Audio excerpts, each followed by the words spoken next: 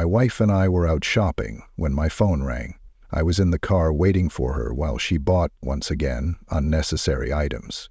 Scrolling through the phone and listening to music, the rhythmic hum of the engine combined with the soft tunes in my ears gave me a moment of calm. I watched people passing by, reflected on their lives and stories, and felt a mixture of impatience and contentment.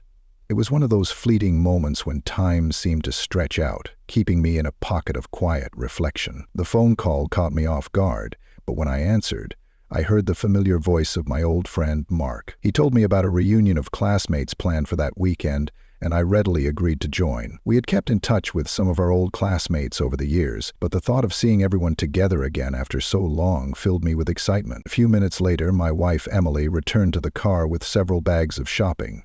She looked tired but satisfied as she put them in the back seat and settled in next to me. As we drove home, I told her about Mark's call and the upcoming meeting. I asked if she wanted to join me, thinking it would be nice for her to meet my old friends, but she declined, explaining that she already had plans for the rest of the week. Flew by. But finally Saturday came. The meeting of classmates was held in one of the cozy restaurants of the city. There was a lively atmosphere, laughter and conversation, old friends reuniting and sharing stories. A wave of nostalgia came over me at the sight of the faces of those with whom I had spent my formative years, vivid memories of late-night classes, shared laughter in the school hallways, and bittersweet goodbyes on graduation day. Each face seemed to carry its own story, a reminder of the moments that shaped us all, making us who we became. It was like returning to a cherished chapter of my life, filled with youthful dreams and unspoken promises. Among these familiar faces, there was one that stood out above the rest: Sarah. She was my first love during my high school years, in 10th and 11th grade. When our eyes met, it seemed to me that not much time had passed. We hugged warmly, a flood of old emotions and memories came flooding back. Sarah looked as stunning as ever, her charm and beauty seemingly untouched by the years. Her dark, wavy hair framed her face perfectly, and her warm, expressive eyes sparkled with the same mischievousness and kindness I remembered.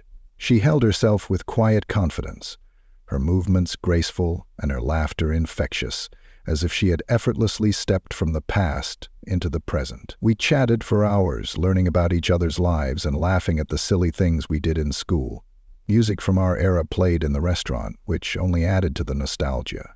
Songs like Wonderwall by Oasis and Iris by the Goo Goo Dolls filled the air, instantly transporting me to high school dances and carefree hangouts with friends. Familiar melodies and lyrics seemed to weave a tapestry of memories, bringing everyone closer together in shared memories. When a slow song came on, the one played at our graduation, Sarah playfully suggested we dance. I hesitated a bit but eventually agreed, and we found ourselves on the dance floor, swaying to the familiar tune. It was like going back in time, and for a few moments, the rest of the world seemed to vanish into thin air. As the night wore on, the alcohol poured freely and the atmosphere became more and more relaxed. People started to leave, saying their goodbyes and promising to stay in touch. Sarah and I found ourselves outside the restaurant waiting for her cab. She was shivering slightly in the cool night air, and I offered her my jacket. She smiled and slipped it over her shoulders, a look of gratitude in her eyes. As the cab pulled up, she turned to me with a mischievous grin and asked if I wanted to join her. It was an unexpected invitation, and I accepted without hesitation. Perhaps past feelings were to blame, or perhaps the alcohol had dulled my judgment. Whatever the reason, I found myself sitting next to her in the back of the cab, my heart racing. During the ride, the atmosphere between us had changed.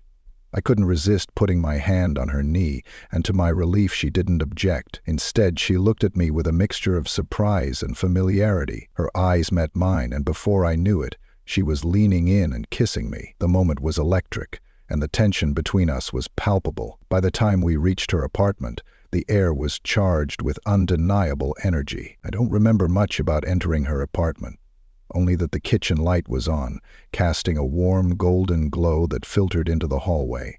The rest of the room was dimly lit, shadows dancing softly across. The faint scent of vanilla wafted through the air, mingling with the distant hum of the living room was cozy, with plush pillows scattered across the worn couch and a small stack of books on the coffee table, hinting at her fondness for literature. The atmosphere seemed intimate and inviting, enveloping us in a cocoon of quiet warmth. The night that followed seemed surreal, filled with warmth and a sense of newfound connection. If you enjoyed this story, please give it a like and subscribe for more heartfelt and intriguing stories.